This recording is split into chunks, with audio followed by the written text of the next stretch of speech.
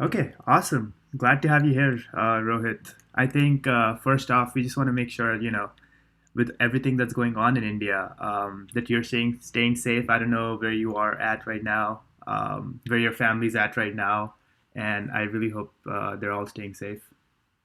Thank you. Yeah, they're safe. I was able to convince my mom to get vaccinated pretty early, so yeah, she's safe. And maybe I didn't convince my wife, convinced her to get vaccinated because my wife's a virologist, so she actually works on COVID research. So I've been Okay, fairly wow. up to date on all these things. And I'm based in San Francisco, so I'm in the Bay Area, and my family back in India is now listening to me more, to my wife more, and staying safe. So it's good. That's great to know. That's great to know. Awesome. So, so yeah, let's get started. So you mentioned in an interview that you had to sleep on a Columbia alumni's couch for weeks. Was that sort of the trigger point which led you to start building Stilt? How did that happen? Yeah, for sure. First of all, thanks for having me. Great that you guys are doing this. And uh, just for anyone listening, they're super organized. They kept emailing and making sure we got together. So yeah, thanks for doing this for everyone who's not able to listen to enough Bay Area people talking about stuff. So cool. First, I'll start with what Stilt is, and then give you a background on how the company got started. So we are a bank focused on immigrants. We provide them a lot of different products, including checking accounts, personal loans, remittance. We help them build credit in the US on day one. And our main focus is to democratize access to financial services for anyone moving to the US. They should be able to access quality and affordable financial services on day one of their arrival. So that's our primary goal. Um, but when we started, coming to your question, we the starting point was partially me sleeping on Columbia alum's couch for 4 weeks. And a little more background. So I moved to US about 10 years ago, went for grad school at Columbia, and for the life of me, I could not rent an apartment, or I wasn't able to rent an apartment. Everywhere I went, landlords were asking me for credit scores, credit history, which in India is like CIBIL score. And if I didn't have that, they were asking for a 12-month deposit and like a whole bunch of other things that I didn't have. So I was constantly just banging against a wall and not able to rent an apartment. There was only one person who offered me an apartment, and that person eventually became my co-founder. So we became roommates because I wasn't able to rent an apartment. And That's amazing. when I was going through that experience, at that time it felt like everyone else was going through a similar thing. So it wasn't as what do you call it? It wasn't as different than anyone else. So it seemed like it's normal for people to face challenges. So, do you Um, mean other international students that you knew? yeah, yeah. So there were a lot of other new students who were trying to do the same thing, and I found they were a lot more prepared than I was. So the context of that is I basically decided in December of that year that I'll go to Columbia or I'll go to US next year. And so I had to like study everything in Yeah. a month and a half. I took GREs, TOEFL, and all that stuff. And then my visa got stuck. I got RFE or 221G pink slip. So Columbia was starting on September 4th after what's that called, like July 4th, or after when the fall semester was starting on September Right. 4th. And I got my visa on August 30th. So I Wow. I flew on, I think, August 31st, something like that. So I just arrived in New York and the session was starting. So I didn't have any time to plan, and everyone was there like a month before to like do all of these things and form bonds and rent apartments together and stuff like that. Right. And I had none of those things, which actually turned out to be a blessing in disguise because of the Of people course. I ended up meeting later. But yeah, so as I was going through that experience, I obviously remembered that, but I also keep something I call an idea book where I just write down things that I think should be done, or challenges I'm facing, or problems that I see in the world that can be solved. And the that was the like that was one of the reasons. Not finding an apartment was one of the reasons why I wrote this in my idea book, which many years later, when I was going through, I came back to and then tried to figure out a way to solve this problem. So yeah, that was one of the reasons. A long-winded way of saying that was one of the reasons why we ended up starting Stilt. And so when you talk to these landlords to rent apartments, for example, and you told them you were a Columbia student, they still didn't like let you rent an apartment? Is that what happened? Yeah.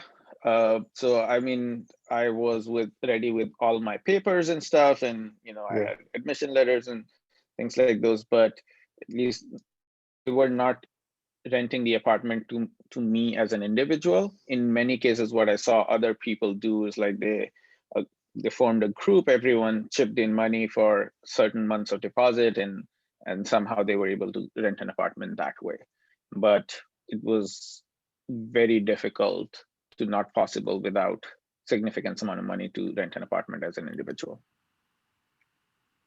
So, wow, that's amazing. So now that you've mentioned, that Still does all these awesome things. You talked about remittances, you talked about maybe debt and lending, all these different things.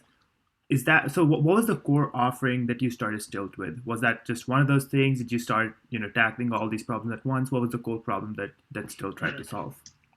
Our first product was very simple. It was a personal loan for Indian Columbia grad students. That was all of our market. So it's like 200 people.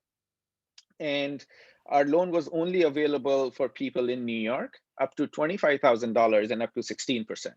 So, and why we decided that, like one way of thinking that we implement at Stilt is we constrain the problem so much that the solution is straightforward.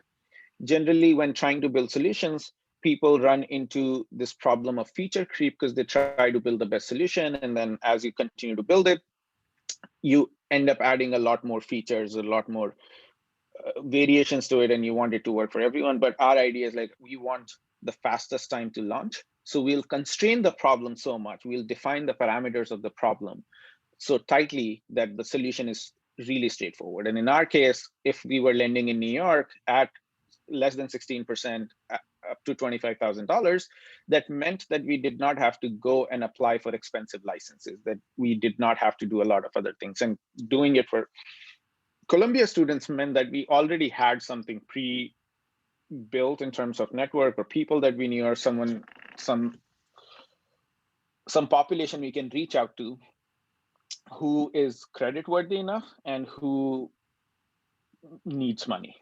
So a combination of all those things meant that our first product was just like super constrained there. And as we continued to lend, as we grew from there, that's when we continued to expand and evolve the company. So wasn't it sort of scary at first as an immigrant starting a company in the US? Like, what was that experience like? Especially because a lot of our, as speaking as someone from India and the US myself, a lot of our visa statuses are dependent on employment, a long-term employment contract with another company. So what was that experience like? Just Yeah. yeah, if you could talk about that. So what I'm going to share, I should add the disclosure, don't try this at home. Because it was an extremely risky move on our part that worked out. And at the time we were doing this, it could have not worked out, and then we would be in big trouble. So it could have gone either way, and then it's basically selection bias that it worked out, and then now I'm here talking about what happened. So starting a company as an immigrant is obviously problematic. People are on visas, and visas have restrictions and stuff like that. So that keeping aside, and by the way, like I'm not a lawyer and stuff, so just don't take what I say on face value. Just go and also talk to professional lawyers and stuff. So But what we figured out at the time was you can actually start a company on a visa. You can't work for a company on a visa. You can't earn money. So the way I think the US government defines this is like if you are working for an entity where you draw part or most of your income and you spend X number of hours or you spend most of your time working on that, that's how they define whether you're working for that company or not, right? And me and my co-founder Priyank, we both had full-time jobs. And we registered the company, but we were not working for it. We were not making any money on it. So we were just lending to Columbia grad students at the time. And we had to figure out everything on our own, from registering the company to figuring out how can we start lending to figuring out where do we get the money from. And all of those were risks at the time. Like we probably could have messed up working or starting our company and could have violated our visa requirements. We could have bought something else. We could have lost all the money that we lent out, which was from our own savings. When we started the company, we basically just gave loans from our savings. And my co-founder did that first because that was the condition for us starting the company, because he had more money. I was like, well, you put money first and then I will put my money. So that's how we got going. And then eventually we got into Y Combinator. And that's when we decided to take this risk of sort of doing it full time. And the choice at the time we had to make was, do we let go of being a part of YC or and continue in our normal jobs, or do we become a part of YC and leave our normal jobs, our normal visas, and figure something else out to work full time on the company? And that journey of leaving our visas to working full time on the company was the riskiest move in our mind. And it's a new dimension of risk in addition to whatever challenges startups face. Immigrants face an additional challenge of this visa thing that just doesn't allow them to work on startups as freely as, let's say, the US citizen And so population. what year was this when you got into YC and had to decide between the company or YC? 2016. Okay, 20. That's okay. So startups weren't as cool back then as they are today either. Like it wasn't. Yeah. Okay. I mean, every year it's like startups are more cool every year. So in 2016 they were cooler than they were in 2014. Yeah. And 2021 they are cooler than they were in 2016. So I think the graph is just going up and into the right. Okay. Yeah. I mean, so there's a couple of things I'd like to just reiterate here. So you used your own money to lend out to other people, and then you also had to make a decision as someone whose stay in the US was dependent on your job. You had to leave that job and then go into YC and work on Stilt full time. Okay, so yeah, for folks listening in, I guess that's what it takes. Sometimes at least. Yeah. I've also written about it in a blog post, like recounted the journey step by step, so to speak. And I always mention the post name is Hard Work, Persistence, and Luck. And it's easy to discount the luck factor. If someone's working hard and is persistent, you get lucky, but it's totally possible that you don't get lucky. And so what if, what if you hadn't gotten into YC? What was your plan back then? We would have probably continued on with our jobs and tried to make Stilt work on the side, or maybe Stilt would not have happened because we would not have that impetus, or we did not have that, YC as a catalyst to help us really go towards building a company, because we didn't know anything about building a company at the time, and we would have just done it half of the time, or like part of the time with our full-time jobs. Was YC your first sort of I want to say seed capital, but also it wasn't really seed capital because your co-founder was sort of bankrolling the company. Right. Was YC your first raise, so to speak, or did you have other sort of investors join in earlier? No, YC was the first equity capital in the company. And the money we were using to lend was not equity capital. It was just lending capital in a way. So yeah, YC was the first equity money in the company. Wow. So I guess that sort of touches upon a problem that I'm sure, I don't know if you probably experienced it as well. And I'm sure a lot of immigrants also experience, which is getting that first round of funding, Mm-hmm. right? You come into a new country, you don't have all these connections, you don't have a network in this new country, but you have an idea and you think you can do it, and you want to raise that first round of funding, your first Mm-hmm. seed capital. Mm-hmm. What tips would you suggest for people, especially immigrants, who want to come in, build something, and need capital to do so? The tips are, I don't want the tips to be prescriptive in any way. This is just one way of building the company. And again, many for immigrants are not a homogeneous group, they are a heterogeneous group. So international students is completely different than someone working full-time on a job and moving to the US.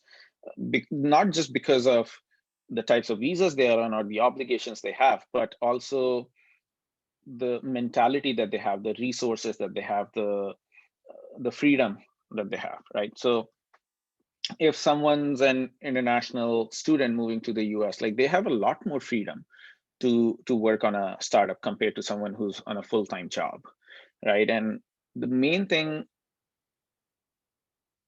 that most people do, I think, is that try to they try to ask for permission more often than not. They are always trying to figure out how to minimize all the side risks of their startup versus executing on the core idea that will build their startup. As an example, when we were starting Stilt, we could have focused a lot on visa related issues, or we could have thought about more comfort that once we get the right visas, or we have enough time or something like that. There could have been a lot of things that we could have chosen to focus on. We could have chosen to focus on figuring those out first before building the company, but we took the opposite route. We said that we want to build a company, and we are going to build a company, and we'll try and see what happens, and then we'll figure all the stuff out later, right? And that's one main thing that people always need to remember, is to remove distractions that will not help them, or that won't help in building a company. You can't figure out everything when you start building a company. You can't figure, like, we have absolutely no idea what will happen to our visas if we start a company, or if this thing works. The mentality was, if this thing doesn't work, then nobody cares anyways. If this thing works, then we'll figure it out. It's possible we probably, we were able to figure it out, but it could have gone the other way as easily. But without the mentality of, yes, we will figure it out over time, you won't be able to build something. And as an immigrant, you'll have a lot of voices, you'll have a lot of people telling you to focus on different things, but the main thing you have to decide is whether you want to build a company or not, and then sidetrack all the distractions. And mm, even though it seems like that immigrants are starting a lot of companies and all that stuff, there are larger number of immigrants who are not starting companies. So it's better to change your network, or change the people that you are around who are focused on starting companies, rather than be with people who are focused on getting jobs. Because people who are focused on getting jobs will always try to make a case for why that's the best case scenario, or why that's the best thing to do, and not focus on building a startup. So like, don't ask for permission. Everything is allowed within certain framework, right? And so you just try and do something, and not seek permission of YC or anyone else to start that company. Second is to focus on starting company as the main thing, and then revolve other things around it, and believe that you will figure things out as things are happening. And that's the second piece. The third piece is to change your network to be amongst people who are focused on starting companies, or who are other founders. That will give you a very different perspective than being around people who are more focused on jobs. So I think if you do these things, like rest of the stuff can be figured out. So you need to just make 2 or 3 important fundamental decisions, and all the small decisions after that are easy, will become easy over time, just because of who you are talking to, where you are, and what your mindset is. So going off of what you said about changing your network and being around people who want to build companies, uh, Mhm, was your interaction with Priyank, your co-founder, was mhm. that sort of how you guys bonded when you guys first met? Was that a common theme? And how did you go about following this advice, if you did, before or during starting Stilt? Yeah, so when I was doing those things, I was totally not thinking in these terms. These are things that have formed in my head after I have done Got it. whatever I have done in the past, right? So when you're Right. doing things, that's when you don't realize what you're doing. So one thing is that when I was at Columbia, I was always trying. So the advantage that I got from sleeping on someone's couch for multiple weeks and then finding a roommate was, all my roommates were computer science students, and I wasn't computer science. I was operations research, and I was more into finance than computer science. And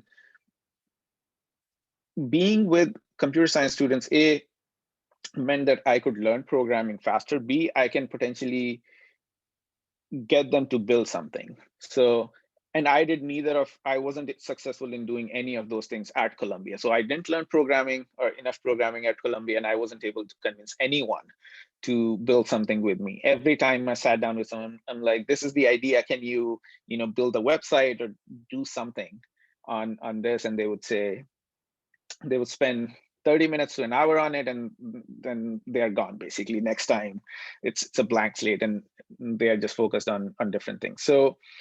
Um, so at Columbia, I wasn't able to do much. Where I use this advice myself is I actually decided to move to the Bay Area. And the main reason for moving to the Bay Area was to be around people who are working in technology and building technology. So I really learned most of the coding that I know. I'm a very mediocre full stack programmer now. So most of the things I learned was working as a data scientist at a company here. And I spend a lot of time with engineering team, front end, back end, DevOps, whoever I can talk to. And I was programming on my own and then just using their help. And that worked a lot better than trying to convince friends at Columbia. And when my ex-roommate, my co-founder, moved to the Bay Area, that was one of the things we were doing, because that's what people do in Bay Area. If we were in LA, probably we'll all try to be actors in some form or fashion, because we are in Bay Area. Every conversation that you hear around you, every interaction you have, people you meet are all just focused on this aspect of work, which is like building startups. In New York, it's finance. So that helped. And it was not as intentional. I had some broad idea in mind that if I go to Bay Area, I'll probably become a part of technology industry, but I did not know at the time that it will enable me to start my own company or how it will happen. But that fundamental decision was, okay, let me go to the Bay Area. I had nothing to lose. I could have always move back to New York if things didn't work out. So yeah, that's how the this advice sort of I implemented this advice Mhm. myself. And so when you were first starting Stilt, were you the programmer or was your co-founder the programmer? And sort of what were the steps you took before getting into YC? Like at what point were you in terms of the business itself when you got into YC? So how much were you lending, for example, or how many users did you have at that point? Yeah, so by the time we got into YC, we were doing maybe $100,000 in loans, something like that. And that was like, we had used up our savings, we were taking money from friends and stuff. So we were just constantly trying to grow the business. And I think within 2 months of doing this, we applied to YC, and we got into YC like within a month after that, which was again surprising for us, which is again another totally fascinating movie type story that could not have happened if I have made one different decision, kind of thing. So it's very difficult to sort of redo the same steps or redo exactly the same thing, but directionally, we just kept building the business and applied to YC. $100,000 in loans, maybe 100 or so customers. We are a lending company, so the number of customers are not as high for us. The dollar volume matters more. So we were just doing that and just applied to YC, filled out the application form, and continued to sort of build from there. And once we got into YC, then we raised more money and continued to raise multiple rounds of funding. Do you want to dive into the story of YC and talk a little bit about that? I think everyone would be interested to hear that. So this is where this is also partly a lesson is in thinking, in really when we started the company, right? So we never thought that we could get into YC. We never thought we were good enough. We never thought our idea was good enough, our company was good enough to get into YC. So we always thought of it as some far off dream-ish thing that may or may not happen, or we thought likely won't happen. So we applied to everything else, 500 startups, and I don't know, like whatever it was, and everyone else declined us. Only one person said yes to us, in that I don't know what it was, but they were asking us for money and equity to be a part of that. And I'm like, I'm never going to pay money to go here. We want money. We don't want to pay money. And then what we did, so it was like fall of that year. So we started the company, and then YC application window open, and I filled out the YC application. I think I wrote the whole application like one night in office or something like that, and then it continuously iterated on it, and always thought that application is not good enough, and this self-doubt and imposter syndrome, like all of those things are still on my mind. And at some point, 3 hours before the application deadline, I think application deadline was maybe either 8 p.m. or 11 p.m., one of those two times. And I was just like doing one final check on the application, and I became a part of this random Slack group from an event that I went to randomly, and they sent me an email. I'm like, yeah, I'll be a part of that Slack group. And I don't know why I was on that Slack group at that time. And that Slack group had nothing to do with YC, nothing to do with like fintech and all that stuff. It was like a generic founder Slack group. And some YC founder, ex-YC founder, posted there that it's YC application deadline time. They have a few hours. They were free for a few hours, and they would help people improve their YC application before submission. And again, like so many things had to coincide for me to look at that message, and at that time, few hours before the deadline, right? Like, and I sent my application to them, and they had, I don't know, they received a lot of responses. They picked 3 applications total from all those responses, and one of that was us. So they decided to spend an hour with me, mostly going through like iterating on the application and just fixing it. And I think they must have improved the application by 50% or something. Like all my stupid answers, they helped tighten. They're like, this information is not good, like add numbers here, whatever they did. I don't know, I may have access to that Google Doc somewhere. But because of their improvements, our application became much better. And I got a sense of, okay, what I need to improve there. And we were one of those 3 applications. And of those 3 applications that they helped, only we got in, right? So that was first crazy thing that happened, that no, I could not have planned for it. That was the first part. Second part is like, so we submitted the application even after improvements and stuff. I'm like, we are not gonna get it. And this was around Diwali time.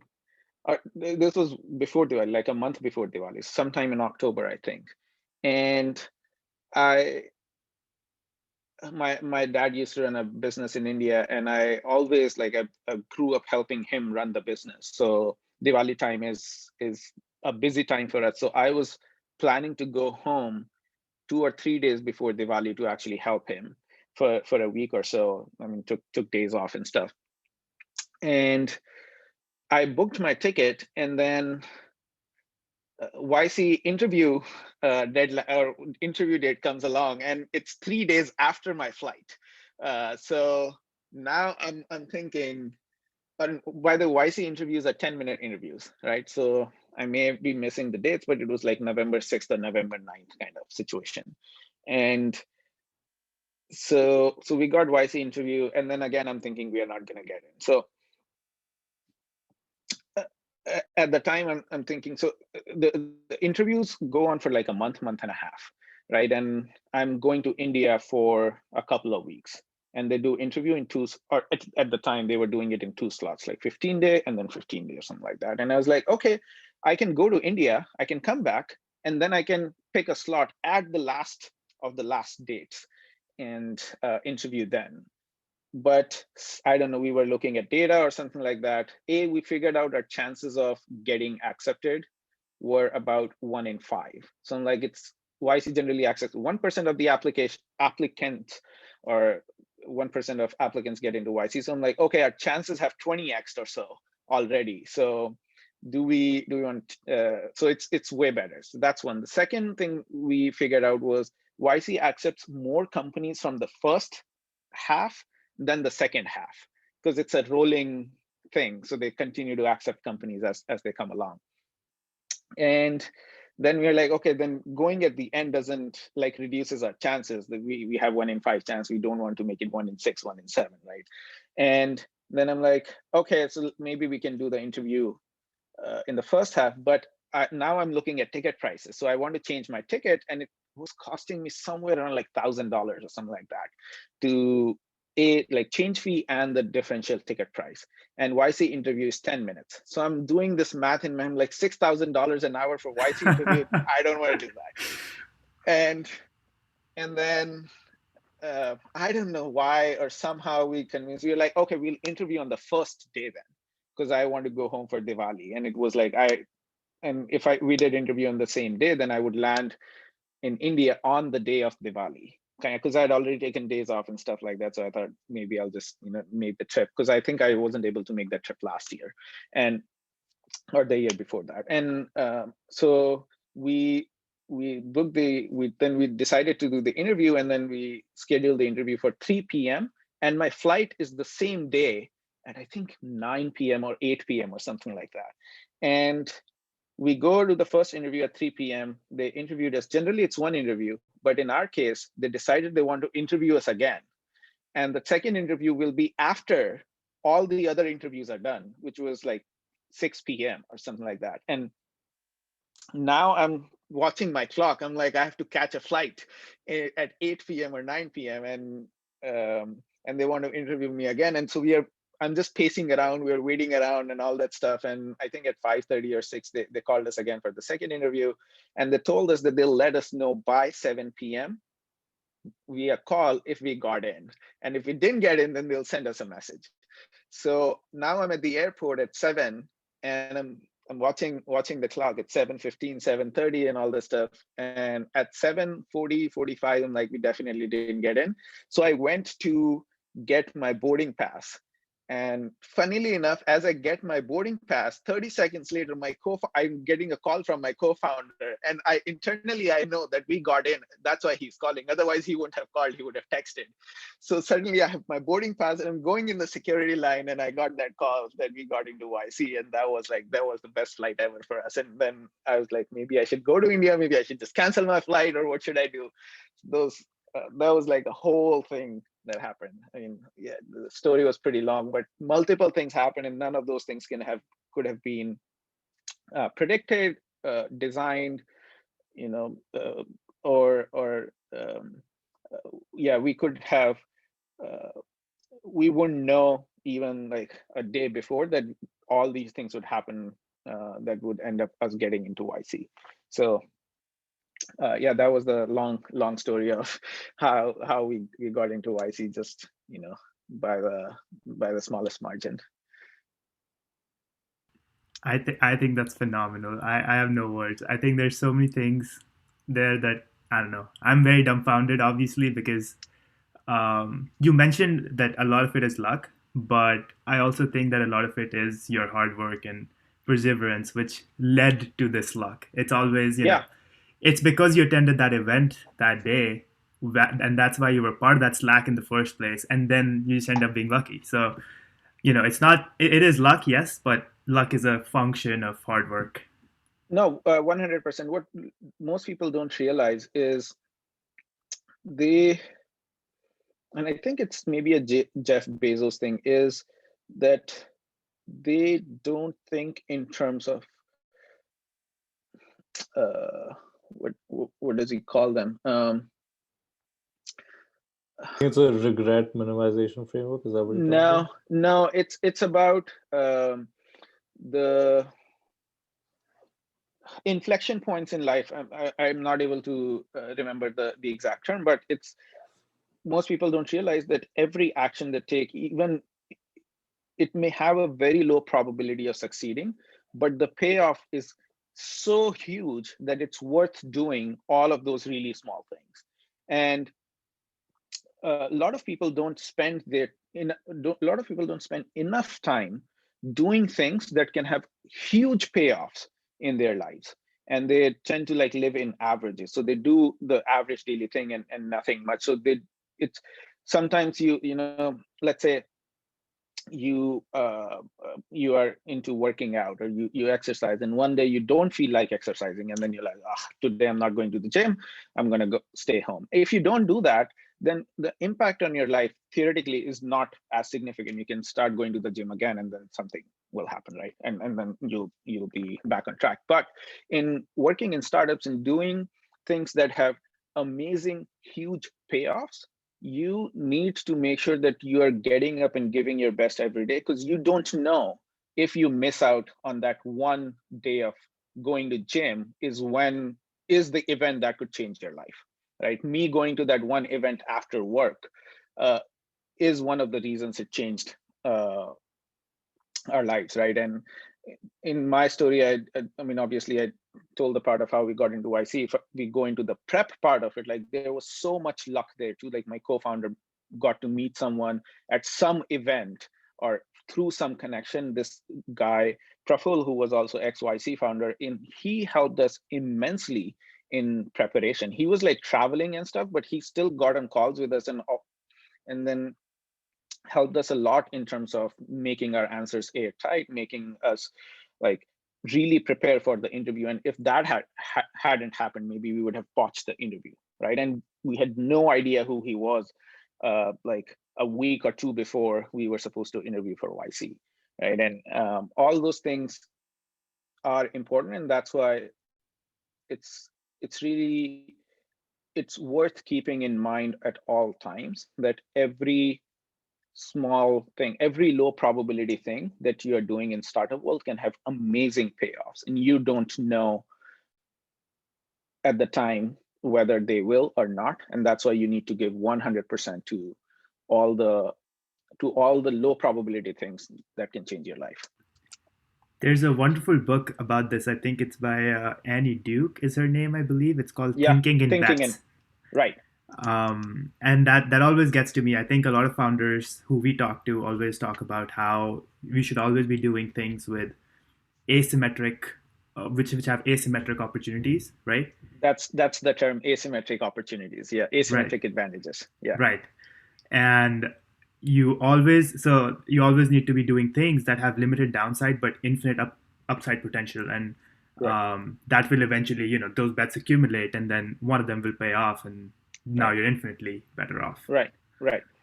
And Guy Kawasaki, who was at Apple in the early days, he also calls it planting the seeds. You do a lot of different types of things, and maybe one of those things will work out. So it also important to think in terms of different dimensions of doing things. This honestly, this podcast or interview is one of those things. Like, it's something that I won't normally do, and I don't do.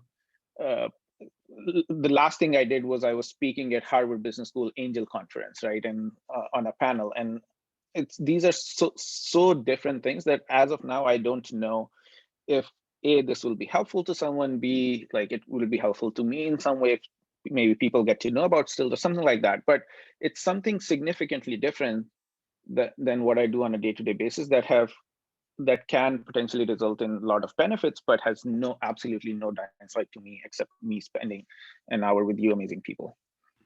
Absolutely. So is your writing also a form of taking advantage of these asymmetric opportunities? Is that a way to sort of get your ideas across to a wider audience that you otherwise might have access to? Partially, yes.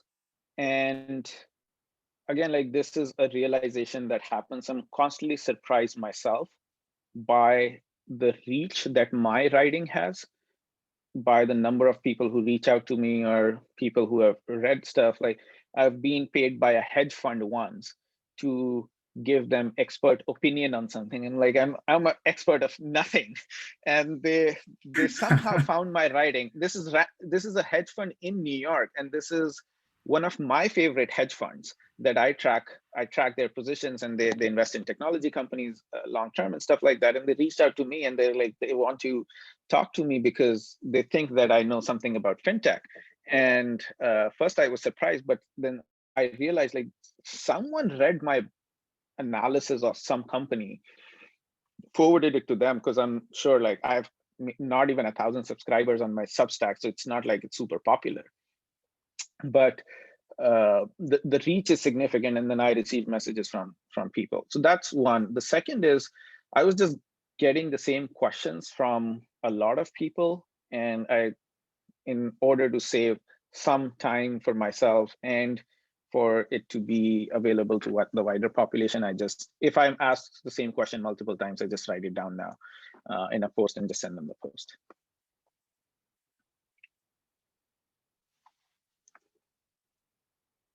That's awesome. That's really awesome. So I think we want to dive a little bit into Stilt and maybe Mhm. some of your writings as well that sort of talk about fintech.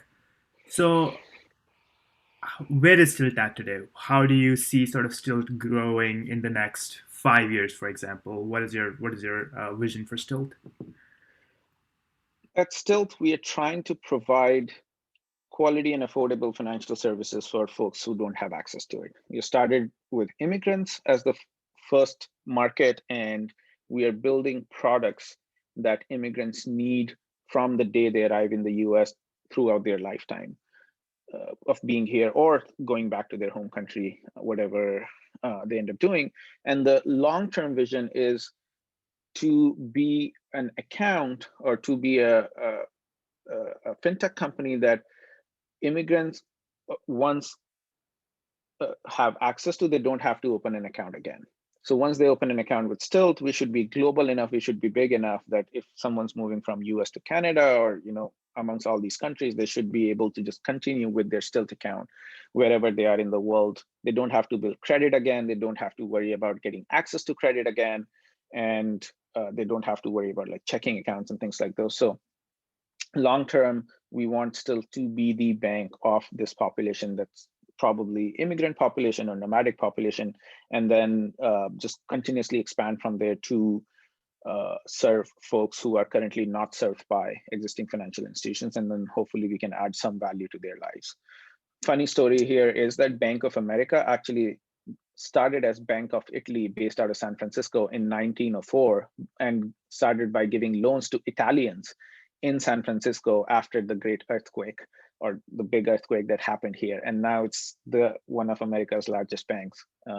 And originally it started as by serving immigrants. So we hope to have similar trajectory in terms of our company where we serve immigrants today, but it continue to evolve with much better product for everyone out there. That's a great analogy. I really like that analogy. That's awesome. So one other thing that I want to talk about, especially which is relevant today with all the hype around cryptocurrencies. Mm-hmm. So do you foresee crypto being a part of at Stilt, right? Like in the future, do you foresee crypto, especially because you are in the space of remittances, which is a Mm-hmm. great use case for crypto. How do you foresee sort of that evolving at Stilt? Yeah, so we keep track of crypto. My co-founder is more into it than I am. We have, through YC community, a lot of founders who are into crypto. So we keep up to date on, or we keep pace with innovation in the space. But I think Stilt is not a company that will innovate on something fundamental in crypto. We will be users of crypto to enable different financial services. So as DeFi, decentralized finance, is happening, I'm trying to understand that and see how can it be implemented at Stilt to make services even more affordable and low cost, including remittances. So those types of things are totally in our wheelhouse, both now and in the future, and we will implement those as it makes sense for us. Sort of more on the operational side of things, how has Stilt grown, say, in the last 4 or 5 years since you started, and what has that experience been like? How have you hired? What have you focused on? And how have you dealt? I'm sure there are some regulatory challenges associated with the financial industry. So how do you navigate around those challenges as well? Yeah, a lot of building a company is a lot of things we do in life, and I just not just building the company, but other things too. I call them method acting. Like we are all just trying to be the character that in a real life, I didn't know how to run a company before I started Stilt, right? And I'm seeing what other people are doing. I have some my ideas of my own, and then I just try to do the best I can with a combination of these two things. So the same principle is applied in hiring, in terms of defining products, in terms of dealing with regulatory and financial issues. We didn't know anything about regulatory and financial issues when we started the company, but we read statutes ourselves because we didn't have money to pay to lawyers. So, and that actually became a good thing because now we are fairly well, we are fairly knowledgeable about how compliance impacts the company and whatever's happening here. So we don't use lawyers or other people as a crutch and then just being, pushed around depending on a lawyer's inclination. So all of those things we have figured out over time, and there are many things that we don't know that we'll continue to figure out from here on. Also, moving forward, we want to hire a lot more people. We want to grow the company even bigger. We were in person in San Francisco before the pandemic happened. Then we completely went remote. So we had to learn how to work more remotely now that no one's in the office, which is both a positive and a negative. I don't get to see how many people are at the company in one place aside from our weekly meetings when I just see everyone's faces. But being in person for that many people would have been fascinating for me. Now we are 25 people total at the company, but I had never thought that I'd start a company and be able to hire 25 people working with us on one goal. And that's a fascinating experience. 5 years ago, I was just another one of the employees at other companies doing, one part of the job. And I keep all those things in mind to make sure that we are being better than what I had experienced, and I add my own understanding to it. So employees are always have, every week they know everything about the company. They know what we are thinking. They are able to reach out to me with any problem or anything that they want to talk about. any ideas that they want to implement. And we try to make it incredibly simple for them to basically work at Stilt. Like everyone just share like a virtual card with everyone. They can spend money on whatever, have absolutely no restrictions. If someone misuses it, then we will add restrictions. But I if someone wants to pay for a tool to make their lives easier, I don't want them to go through an approval process to buy that tool. And it wastes my time, it wastes their time, and we expect people to use judgment in that. And that's also one of the core values. So we have to like figure out a lot of these things, and we are building a company based on how we think it should work. And a lot of it is just us learning things as they happen, as the company gets bigger, as we raise more money and stuff like that. Yeah, I've read multiple quotes from this PM at Stripe, Shreyas Doshi, who says that culture eats tactics for breakfast. And so I feel like Right. the fact that you don't have this long drawn out approval process for for example, some learning course that someone might want to take, I think that's great. That's a sign of a company that's really moving fast and doing well by its employees as well. So that's really great to hear. Yeah. One sort of let's say it's not really related to Stilt per se, but are you keeping pace with the Indian entrepreneurship ecosystem? Are you still in touch with friends from India? Any of your college friends? What are they doing, and what it's like in India right now? Yeah, so I also know a couple of people who went back to India to start companies, who were in the US with me or who were with me at Columbia, right? And there's a company in India called Dunzo. I don't know if you've heard of that.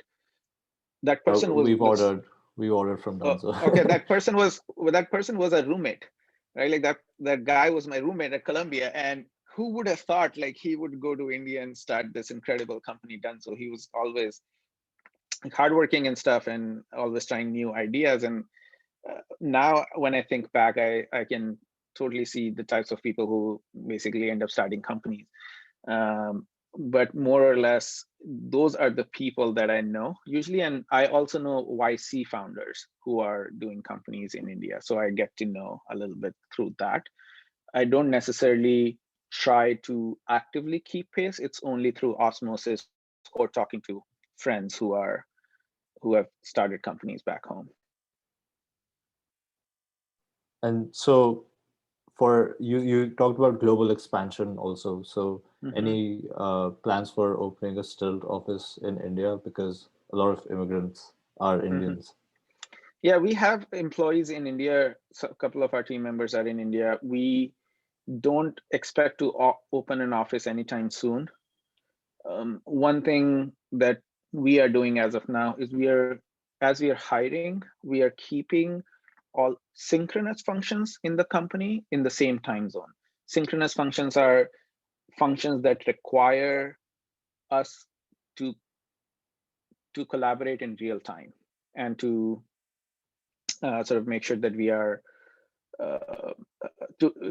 functions that require a lot of collaboration and iteration are the functions that will be in the same time zone. Engineering and some other functions are in that category. So we'll keep those functions in the same time zone, and then asynchronous functions that can be done on its own time, doesn't require a lot of real-time collaboration, can be in different time zones. So some of marketing functions, finance functions, other functions can be in India and other countries. So and in those functions, we don't expect to hire a lot more people or a lot of people. So as of now, we have no plans for like really opening a big office in India or something like that. But who knows? Things change all the time, and I should remember all the previous things that have happened in our company's journey. That one thing changes, like we hire one rock star engineer in India, and then we really want to hire this person. We'll build everything around this person. So that may result in office in India. Who knows? Cool, that's amazing.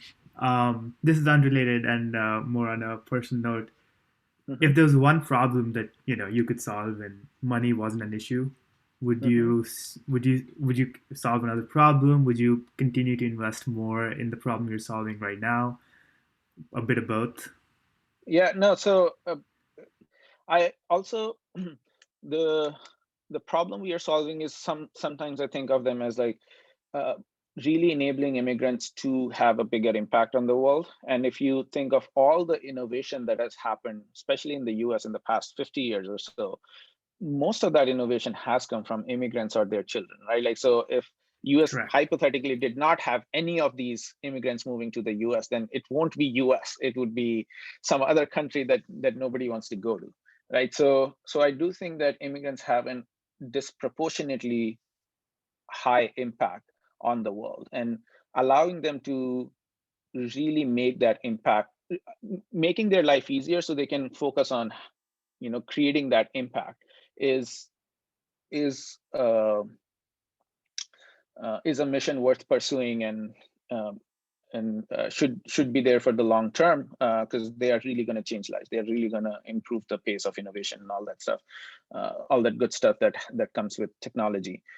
But if I were not working on still, like, then climate change is one area that I'm, for my personal curiosity, I research, and that includes both in terms of like how we can use just normal different business models to allow people to contribute to lowering carbon emissions or something like that, or impacting climate in a positive way.